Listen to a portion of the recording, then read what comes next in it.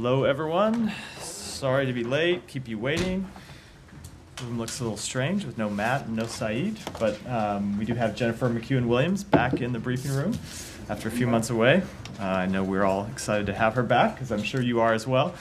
Let me start with a few opening comments before I turn to questions.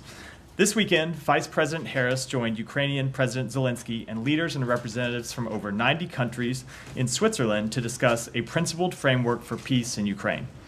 Participants reaffirmed their support for the sovereignty, independence, and territorial integrity of Ukraine. They discussed vital cooperation on global food security, nuclear safety, and catastrophic humanitarian impacts of the war. In Moscow, President Putin had a different message. Another maximalist statement that called on Ukraine to surrender even more of its sovereign territory than what Russia currently occupies before negotiations could even begin. President Putin demanded Ukraine agree to disarm so that it is vulnerable to future aggression from Russia. No responsible nation can say that this is a reasonable basis for peace. It defies the UN Charter, it defies basic morality, it defies basic common sense. It is clear Russia is unprepared for any serious, good faith discussions. Russia's actions make this especially clear as it continues its bombing campaigns against Ukraine's critical infrastructure, threatens ships in the Black Sea, and forcibly relocates tens of thousands of Ukrainian children. For our part, we will continue to maintain our steadfast support for Ukraine. This past Thursday, President Biden and President Zelensky signed the U.S.-Ukraine Bilateral Security Agreement. This legally binding agreement contains a set of mutual commitments representing a historic show of support for Ukraine's long-term security. It is a crucial milestone as we seek to establish a broad, mutually reinforcing, and powerful network of nations to safeguard Ukraine's future and support its Euro-Atlantic integration, including its interoperability with NATO. We look forward to reinforcing key points of our agreement at the NATO Washington Summit this July. In this agreement, the United States and Ukraine state our intentions to advance security and economic cooperation, anti-corruption reforms, and accountability for Russia's actions. We also commit to work jointly towards peace as Ukraine did through this weekend summit. We will continue to work with Ukraine, its partners, and the global community to establish the conditions for a truly just and therefore lasting peace. The bilateral security agreement is part of a broader effort to support a lasting peace for Ukraine, which, as President Biden said, must be underwritten by Ukraine's own ability to defend itself now and to deter future aggression. In the meantime, we will continue to support Ukraine and its people as they defend themselves against Russia's aggression. With that, Leon. Thanks. Since you started with Ukraine, might as well go first with Ukraine. The NATO Secretary General is in town and gave a speech this morning to the Wilson Center. He specifically called on NATO and nations to impose a cost on China for its support to Russia in the war in Ukraine. What is the, and I've seen obviously the G7 statements and things like that, but what is the United States, what can the United States do more against China to follow that message, if you agree with it, which I think you do, and what are you prepared to do more? So let me start by saying, first of all, the responsibility is on China to stop the actions of Chinese companies that are helping Russia rebuild its defense industrial base, and we have made it quite clear to China, and our European partners, including a number of NATO members, have made it quite clear to China that it is China's responsibility. That said, if China doesn't act, we've also made clear that we will, and you have seen us act already. You have seen us impose sanctions on a number of companies for taking action to rebuild Russia's defense industrial base. We have been coordinating with our allies and partners in Europe about actions that they can take, and I think it's fair to say you can expect to see additional actions coming in the future. I'm not going to get into those here, but if China is not willing to take action to stop its companies from sending microelectronics and optical sensors and other pieces of equipment that Russia can use to manufacture military equipment that are posing an enormous threat, not just to Ukraine, but to European security, then we're going to have to work with our European partners to take action ourselves. So you don't want to preview any potential actions you could take? No, I'm not. As As always, I'm not going to do so from here, but you have seen us already take a number of actions, including since the Secretary's trip to China, and I think it's safe to say you will see others in the future. Yeah. Can I go to Mayor. Gaza? Yeah.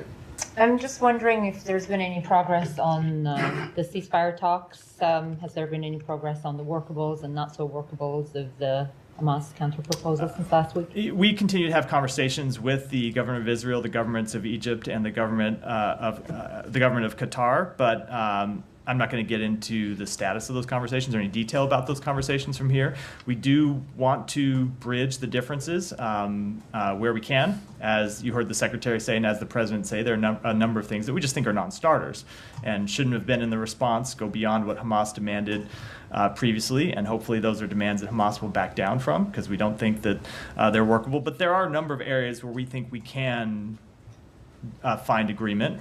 Doesn't mean we will, because it takes two parties to come to an agreement, but we think it's possible to come to agreement, so we're going to continue to work on that. Right, and has there been anything since last week that makes you a little bit more hopeful? Like any incremental progress on any of the things that you say can be bridgeable? I just don't want to offer an assessment from here. Our bottom line of this is that this is what the Secretary said when he was in the region last week. Based on the differences between the two parties, we should be able to reach an agreement. If you just look at, let's take out some of the things that Hamas put in that are completely unworkable and that go beyond positions it has previously taken, because we don't think that's a good faith action to have an agreement, or at least have accepted terms and then move the terms. Take out some of those areas. If you look at the remaining areas, we do think it should be possible to come to an agreement. Doesn't mean we will, but that the benefits to the region, the people of Gaza, the people of Israel, are so significant that we're going to continue to work to try to reach such an agreement. Right. Amos Hochstein met with Netanyahu, I believe. Any more word from that meeting that lowers your level of concern about an escalation up north with Hezbollah? So I will let the White House speak to Amos Hochstein's travel, because he's a White House employee, not a State Department employee. But I'll say our level of concern hasn't really changed. It continues to be something that we're worried about. And this is, it's not a new concern, obviously. We've been worried about escalation in the north and the possibility of a full-scale conflict between Israel and Hezbollah since the very early days after October 7th. And you've seen us work over the past 8 months to try to prevent that conflict from breaking out.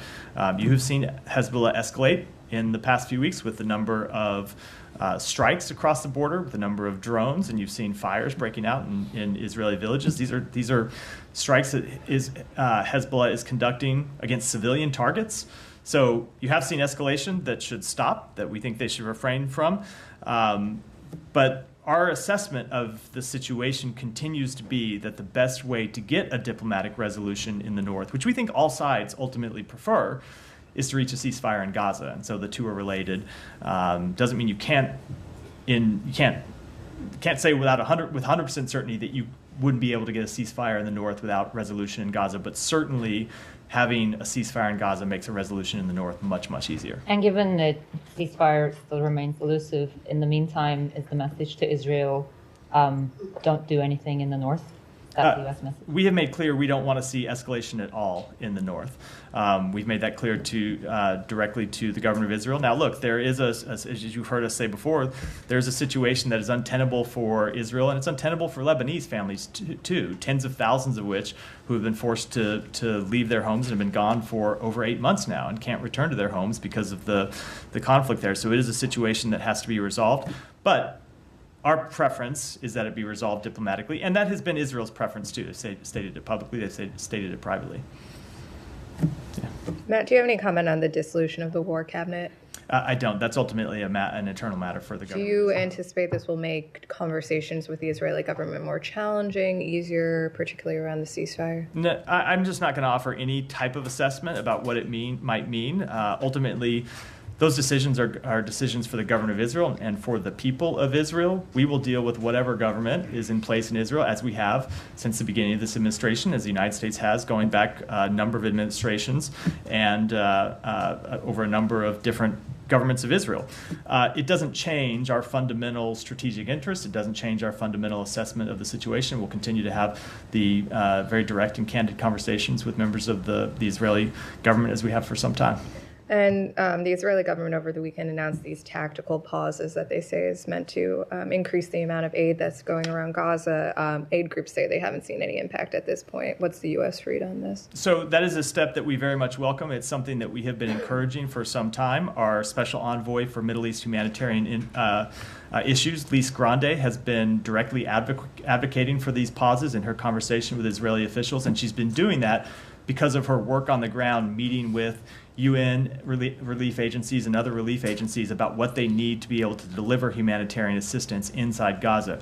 We continue to have a tough situation where there is now a fair amount of aid that's making it to Kerem Shalom, but then not always being distributed from Kerem Shalom to the inside of Gaza. Some of that is because of the conflict in Rafah. Some of that is the instability in the security situation on the ground, where you see trucks that are in some instances attacked by private parties, by looters and criminals.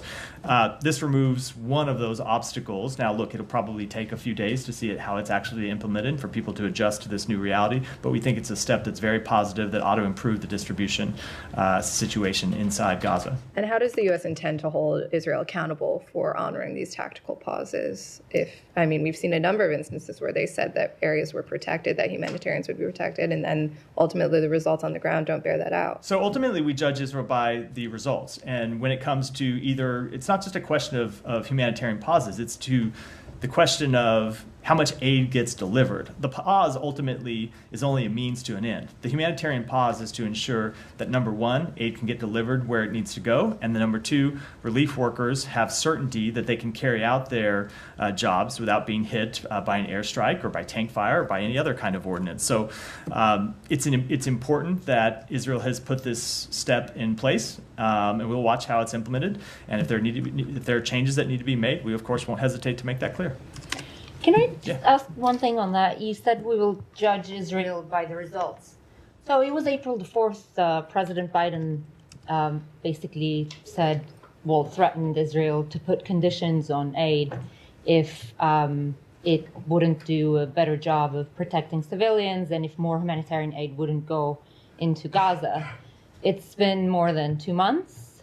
U.S. government has taken no action and also has not basically made an assessment on how well or not Israel has done. So I don't quite understand the judgment part. So it's because we have seen them take steps that have been productive, not always perfect in every instance, but let me just go through some of them. So we saw after that phone call and after the president made clear that our policy would be dependent on the results, we saw the opening of Zekum, we saw the opening of Erez Crossing, we saw the opening of Ashdod for deliveries to come in, we saw the opening of the Jordan route, so you now have trucks that are coming directly from Jordan, crossing through Israel, in some cases crossing through the West Bank and going directly to the north. It's a significant improvement. Now, we also saw in the south initially an increase in the number of trucks in, but then barriers since the beginning of the Rafah operation. So what we judge Israel by is, now that we have somewhat stabilized, not by any chance gotten the north to where it needs to be, but at least stabilized the situation from where it was 2 months ago. How do we improve the situation in the north in the south in the wake of the Rafah operation? The humanitarian pause is one step that we wanted to see them do to help improve that situation. There are others that we continue to work with them on. But Matt, aid groups say in the north it's gotten just as bad as it was before. So we have seen. So we don't have people on the ground to make an assessment. We will look to the groups that make assessments to tell us what the actual situation is. But you have seen a significant increase in assistance going into the north. Before that phone call, there wasn't a large amount of assistance that was going in. Everyone knows those stories very well. We have now seen assistance going in. Now, look, when we see reports from humanitarian groups, say the IPC that issues reports from time to time, we will take a look at those, and if there are things that need to change, we won't hesitate to be direct with Israel about how they need to make those changes. But we have seen an improvement in the aid situation going in the north, and we've seen somewhat of a stagnation in the south, and that's what we want to see reversed. But that improvement in the steps didn't actually translate into results, because you just said that the distribution hasn't improved, and that has a lot to do, especially in the south, with the start of the Rafah operation. Okay, it's not the major, you guys don't call it the major military operation, but in the end, it basically obstructed the delivery of aid, and that was an action taken by Israel. So the point I made, it's not just the Rafah operation. There has also been attacks on trucks, attacks on humanitarian convoys coming in by common criminals and looters. That isn't an action taken by the government of Israel, but it's something that we're looking to work with Israel and our UN partners and others to try to resolve and try to find an answer to. Okay, final thing on this. Is the US government actually going to give itself a certain time frame on when to deliver or make an assessment on what the president said on April the 4th? It is an ongoing assessment every day. Every day. Well, if there is an assessment, then there's got to be an action. No, it is every day we are looking at seeing if there are improvements being made, if there are actions that the government of Israel is taking that are sufficient, and it is something that is ongoing. And I said this at the time. You shouldn't look for a magic date where we're going to look and go, okay, everything's fine now. We're going to look at this all the time and make sure that if assistance isn't going in at the level it needs to, that we push the government of Israel to take action to get humanitarian assistance in. If there are things that the UN agencies need to do to further resolve logistical hurdles, we want to work with them to try to resolve those logistical hurdles, because ultimately our goal is to get as much humanitarian assistance in as possible. I should say, however, that we've been going over this for months because of the inherent difficulty of delivering humanitarian assistance in the middle of a conflict. The best way to resolve this and to surge humanitarian assistance in and get through a number of these logistical hurdles and security hurdles would be a ceasefire. It's why we continue to push to try to get a ceasefire agreement, because not every one of these issues, but a number of these issues that are presented by trying to deliver aid in the middle of an ongoing conflict would be at least mitigated, if not fully resolved. Yeah. You talked about the dissolution of the Israeli war cabinet and said this was an internal matter, but it's not an internal matter if it affects who is in the direct line of decision making over the use of US military assistance and US weapons, particularly in relation to this war. And we know it seems very likely now that the ministers for national security and finance will be a far more significant part of that decision-making process. Does that concern you? We ultimately judge the decisions that the government of Israel makes, as we do with other governments, on the policy outcomes those decisions produce, not on the people making them. That's true no matter who is in the government. It will continue to be true. But these are people you've repeatedly criticized for, I think, what you call destabilizing rhetoric, for, effectively what are their values. One is a convicted supporter of terrorism. Another has openly called for the ethnic cleansing of Palestinians. So if these people are now, in a direct line of decision-making over the war in Gaza, surely that's a concern for you. So those are people who have always been in the cabinet, and we have made clear when they take actions that we disagree with. We've made that clear publicly, and I can tell you we've had some very direct conversations privately as well with the senior members of the government of Israel about those policies that we think are unproductive, not only to the plight of the Palestinian people, but to Israel's security. Ultimately, though, it is not for us to pass judgment on who ought to be in the government of Israel or who ought to not be in the government of Israel, or into the cabinet. That's just not a decision for the United States to make. We don't decide who is in the cabinet of any other country. That is a decision for the people of Israel to make. Ultimately, what our job is to interact with whatever government they choose and make clear what we think the policies they should pursue that are in their best interest and the best interest of the region. And we're going to do that whoever is in the government. Now, that said, when we see decisions when we see decisions with which we disagree, we will not hesitate to make those disagreements known. And that has been true before the dissolution of the war cabinet, and it will continue to be true. But no one's asking you to decide who's in the cabinet, but you frequently have views on members of other governments, and this is one of your closest allies. So based on the policy decisions that they take, and so that's what I'm trying to speak to. When members of that government have made policy decisions with which we disagree, we speak out on those, and that will continue to be the case. That was the case before the war cabinet. It was the case when the war cabinet decided things that we didn't agree with, and that'll be our guiding principle going forward, no matter who is in the government, going one way or the other. And do you have any policies or protocols on convicted terrorism supporters being in a key part of the decision making over a war being conducted by your ally in using U.S. military assistance. I mean, Look, does that... ultimately, we expect governments that receive U.S. military assistance to operate in line with international humanitarian law. That'll continue to be our expectation of Israel and everybody else. Go ahead, Michelle. I have a couple of questions. One on Amos Hochstein. Are there any new ideas or proposals that he's taking to the region during this visit? So as I said, and I think it was response to Humaira's question, might have been Jenny, apologize if so. I'm going to let the White House speak to Amos Hochstein's travel, just because he's a White House employee, and I don't typically speak to the travel and meetings of employees of other agencies or other offices within the government from here. That said, ultimately, there is a diplomatic framework that we believe we can reach, we believe is reachable, that would resolve this conflict without a full-on war. And I'm not going to get into the details of that from here, but it's something that we have been in discussions with the various parties with for some time. And it's something we're going to continue to push for, but it is something we believe will be much easier to achieve should we get a ceasefire. And you heard the president speak to that when he laid out the proposal that Israel had put forward, I think, over 2 weeks ago now, and that continues to be our assessment. And one on Libya. Two Russian warships are visiting a military base in eastern Libya. Do you have any comment on that? Let me take that back and get you a comment. And finally, on Sudan, any new updates on U.S. efforts to stop the war, and especially that the secretary talked today to Saudi foreign minister? So I'll say that, as you've heard from us before, the war in Sudan is catastrophic. The humanitarian situation demands more regional and international attention and response.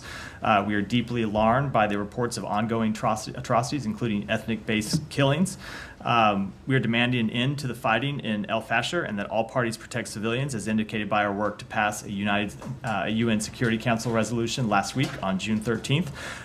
We continue to call on the SAF and the RSF to engage in direct negotiations to immediately end the fighting, to adhere to their obligations under international humanitarian law and human rights law, and to take immediate steps to improve humanitarian access to meet the emergency needs of civilians. And yes, the Secretary did have a conversation with the Foreign Minister of Saudi Arabia about this very thing earlier today. It's something that he has been discussing with the Foreign Minister going back months, as well as, of course, other leaders in the region. We continue to urge both parties to return to talks and find a way to resolve this situation, because we think there's ultimately no way to win this conflict militarily.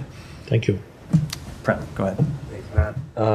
So one question first on administrative detention. So you've discussed how civilians shouldn't be held as leverage with regards to, of course, the Israeli hostages.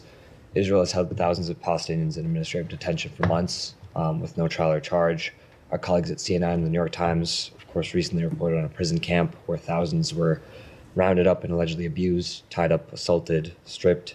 They're kept away from legal support and the Red Cross. And of course, Israel has said they're moving away from that specific camp. But what's being done to ensure this kind of thing doesn't happen again? What consequences are there? And then what about this larger issue of detention where thousands of Palestinians are just rounded up with apparent no legal or judicial accountability? So we have made clear to the government of Israel on a number of occasions that they need to respect the human rights of Palestinians in both Gaza and in the West Bank, and that whenever anyone is detained, there needs to be full due process for those individuals, and they need to be treated in strict compliance with international humanitarian law. Okay, so will there be any sort of like material response to this specific camp beyond just, of course, this one's shutting down? But I can't speak to this specific one. Ultimately, our expectation is that they ought to give people due process. They ought to treat them treat them with full respect for their human rights and with in full accordance with international humanitarian law. And then on your mention of the West Bank, Haaretz, the Israeli newspaper, reported recently on Israeli snipers killing 7 innocent bystanders in the Jenin refugee camp, which is, of course, to say not Gaza. The dead included 2 teenagers and reportedly the director of the government hospital surgical ward. So these are soldiers putting 7 people into their lens, sniping them. They have the moment to see who these people are. It's in the West Bank. What's the explanation for this? So I can't give you an explanation. You should ask the government of Israel for an explanation. I would say that in any kind of incident like that, what ought to happen is that there ought to be an investigation. Israel ought to conduct an investigation. If it's IDF soldiers, the IDF ought to conduct the investigation. If it's INP, it ought to be the INP that conducts an investigation. If if they find wrongdoing, there ought to be full accountability and full transparency. Has the U.S. communicated with Israel on this issue at all? I'd have to check to see if we've raised a specific incident, but that is our broad expectation when it comes to any of these types of incidents. And then just one quick question on Ukraine. When exactly, was the ban on arms transfers to the Azov Brigade lifted? I'll have to come back and get you that. I know we've spoken to it before, but I don't have it at my fingertips. Okay, But thank you. Jenny. Thank you, Jenny. Matt.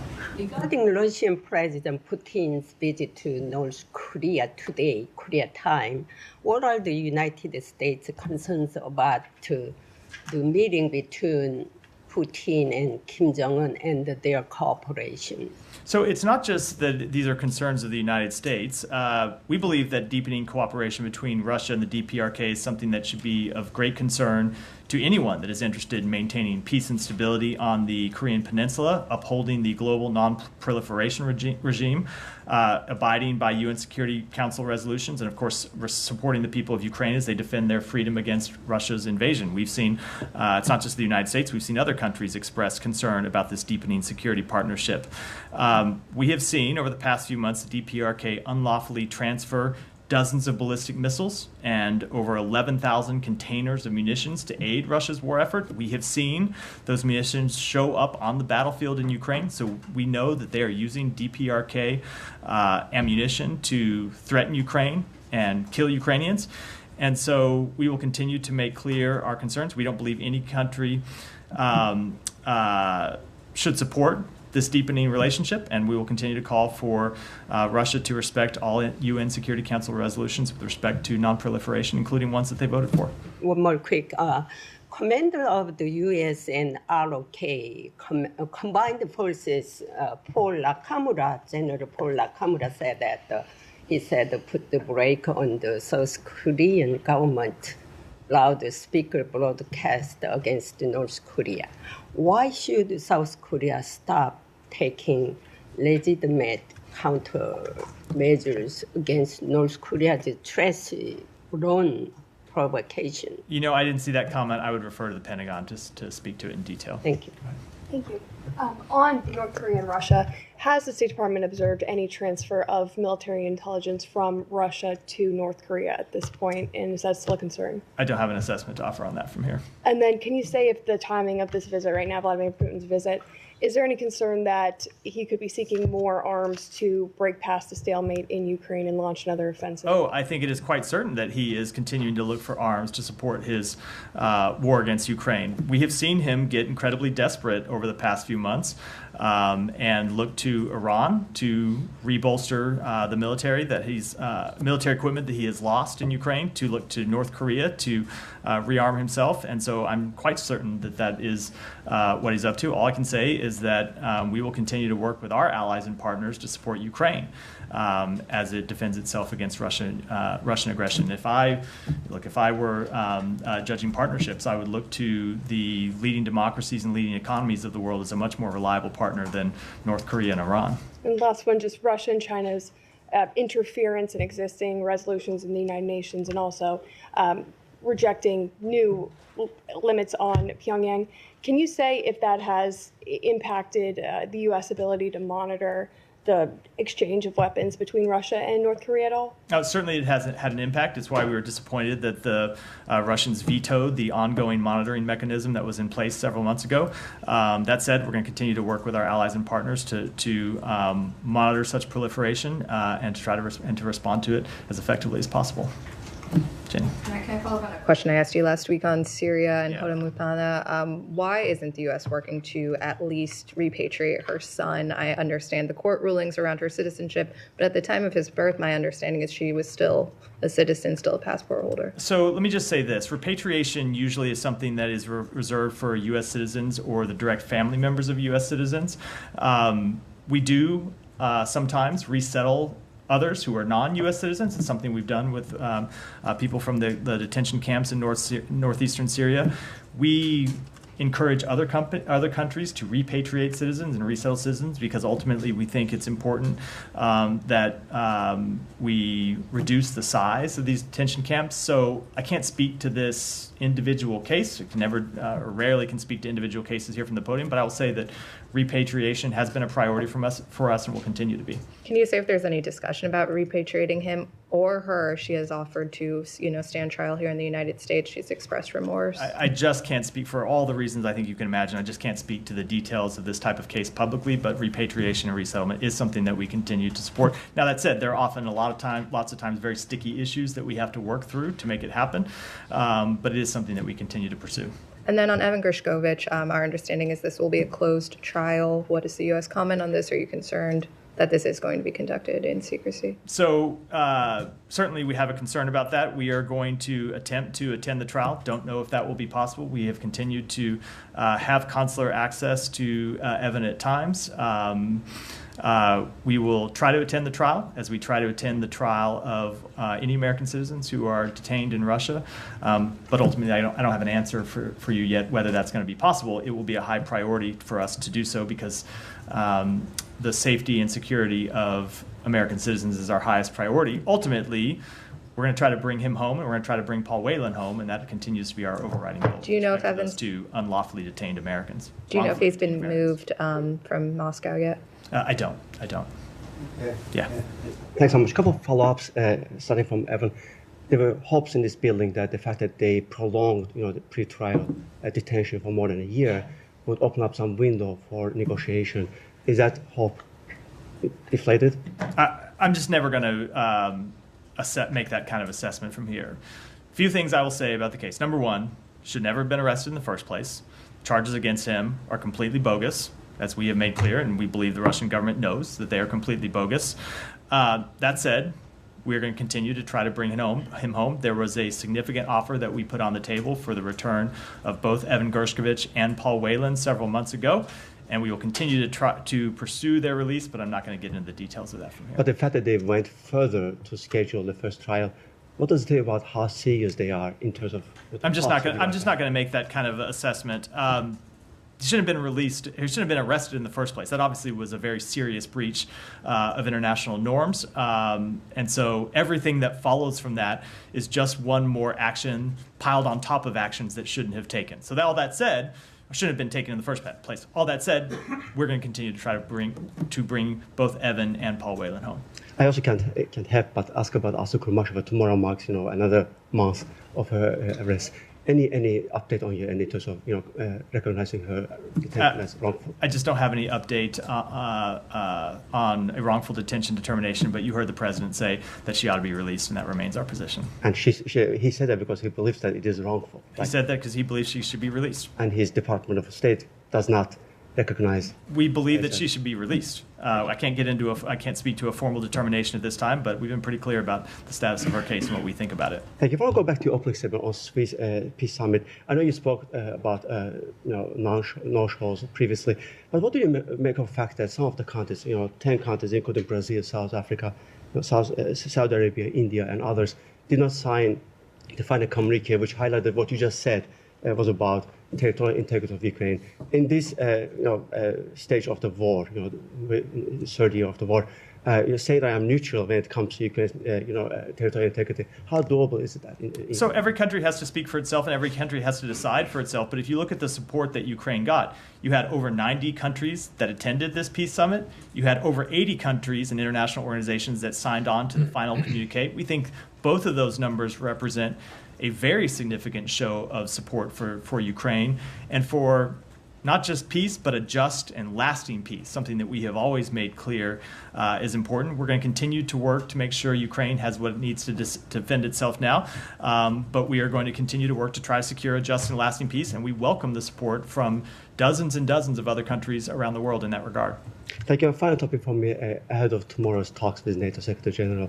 Do you have any response to Russia's comments on, his initial comments that NATO is discussing bringing nuclear weapons into combat readiness? So I would just say with respect to those comments from Russia, look, it is Russia that initiated this conflict. It is Russia that has escalated this conflict every step of the way.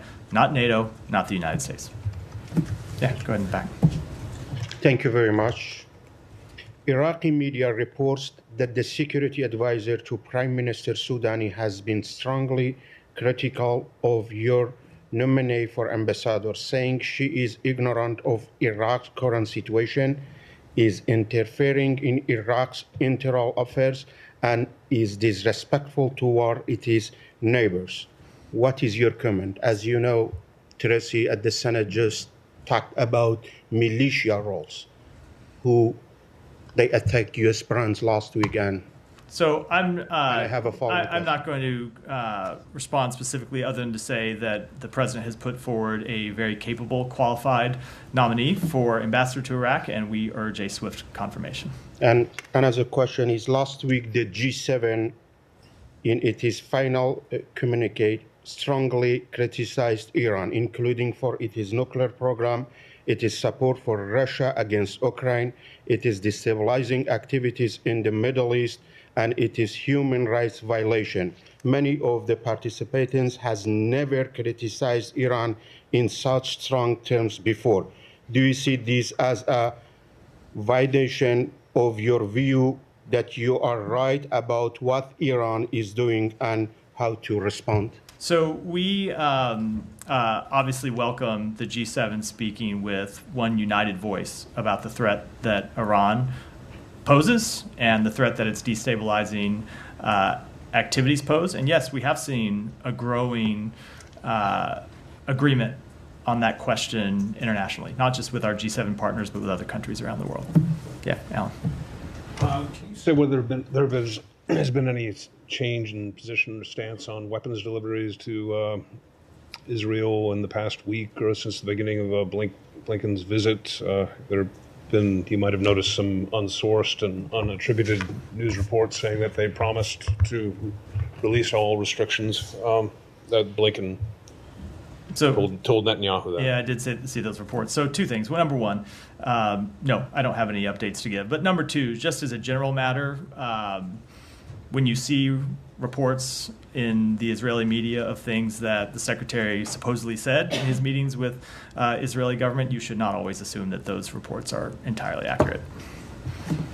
Yeah, go ahead. Hey, did you see the comments from China's president over the weekend claiming that various U.S. shows of support for Taiwan, including military exercises in the region and congressional delegations, relate to a general desire by the Biden administration for China to invade Taiwan? It's certainly not accurate. We have made clear, including directly to senior members of the Chinese government, that our one China policy has not changed. It will not change, and we continue to urge calm and stability across the Taiwan Strait. And one quick second one. A few minutes ago, you described the persons or groups that have been attacking some of the aid trucks at some of the Gaza crossings as, I think, criminals and looters were your words. Has there been any sort of internal discussions within the State Department about determining whether this is like an organized action against aid trucks or whether this is truly some sort of disorganized band of criminals? And if you have had those discussions, has the U.S. raised any of these concerns about aid trucks being attacked with the Israeli government? The answer to the second question, yes, we have raised it with the Israeli government. It's been a topic of discussion with our UN partners as well. This isn't anything that's new. It's an issue that has kind of gone up and down over time. There have been times before where aid trucks were being attacked by criminals, and then you've seen the aid diverted and sold on the black market. At times it's less of a problem, and it recently has been an issue again that has limited the distribution of some of the humanitarian assistance inside Gaza. So it is something that we have worked with not just Israel, but with UN organizations as well. As to whether it's systemic, it's not something I can speak to. Can I follow up on that? Yeah, go ahead. Now that the Rafah crossing is closed, aid workers now have to go through Kerem Shalom, but the Israelis are putting more restrictions on them? I'm just wondering what your message to the Israeli government is about that. So two things. First of all, that we need to reopen Rafah crossing, and that's something we've been working on with the government of Israel and the government of Egypt to try to find a way to safely reopen Rafah crossing in a way that can allow humanitarian workers to leave in the way that they were doing before the crossing was closed, and in a way that would allow humanitarian assistance to come in. So that is ultimately our goal, is to try to get Rafah back open. In the meantime, yes, we have worked to try to facilitate the rotation of humanitarian workers through Kerem Shalom. So aid workers that are in Gaza for some period of time that need to come out to rest, to see their families, and be replaced by others, so that can happen. There has been some rotation of aid workers through Kerem Shalom, and we continue to try to work to get additional rotations, because it's important that humanitarian workers both be able to go in and be able to come out so they can do their jobs. It is vital, life-saving work that they need to do, and it's something we continue to work through with the government of Israel. They say the Israelis are making them stay longer, though, which makes it hard to find people to do it. Is there specific reasons that the Israelis are giving you about? I just can't get into that level of detail from here. I can tell you that it's something Lise Grande, our special envoy for Middle East humanitarian issues, has been focused on, of how to get humanitarian workers in, get enough of them in, and get them out to rest, as I said. How long they stay is not something that is not a level of detail I can get into, but I know it's been a high priority and something that she interfaces with the aid organizations directly on, and then with the Israeli government to try to solve. Ultimately, as I said, the solution needs to be to get Rafah back open, but in the interim, doing nothing is not a sufficient outcome either. Thank you. Yeah, go ahead. Thank you so much. At the very 11th hour, when the United States and Saudi Arabia are very close for a defense deal, there are reports, unconfirmed reports, that Saudi Arabia is not going to renew petrodollar deal with the United States. So any confirmation by US side? That Saudi Arabia is not going to what? Petrodollar agreement that took place 50 years back. I'm just not going to speak to those reports at all. So secondly, United States House Foreign Affairs Committee concluded brief hearings on US prisoners that are detained on foreign soils. Now some lawmakers are suggesting sanctions against Pakistan with the context of US citizens in Pakistan, those who are supporting Imran Khan's PTI party specifically. So in this context, there are also reports that the United States asked Pakistan to remove the name of a US citizen, Khadija Shah, from the exit control list. So how seriously the United States is taking this matter? Let me take that question and get you a detailed answer to it, Tom. On Ukraine, BBC is reporting today about these so-called conscription squads, and some reportedly developing a bit of a fearsome reputation, pulling people off buses and trains and taking them to enlistment centres. And the reporting reflects, I think it's fair to say, some divisions within Ukrainian society about this new conscription drive. And I was just interested on the wider issue about, are you concerned about the issue of enlistment and what it says more broadly about the issue of manpower at the front? So the Secretary did speak to this when we were in Ukraine. I know you were with us and saw his speech, that Ukraine did take a very difficult decision to increase conscription. So they had sufficient manpower to fight the Russian military. And we know that was a difficult decision. We recognize all the reasons why it always is in any country. Ultimately, that is a decision that the Ukrainian government, the elected Ukrainian government, has to make on behalf of its people. The only thing I would say about it is that you have consistently seen people underestimate both the ability and the willingness, mostly the ability of the Ukrainian people to fight and defend their homeland since before this war even began. And every time people have had those doubts, they've seen the Ukrainians put those doubts to rest, and we fully expect that to be the case going forward. Yeah. Thank you, Matthew. I have a question about Europe. Are there any concern from the State Department about the populist wave that won the European election in terms of help towards Ukraine for the future?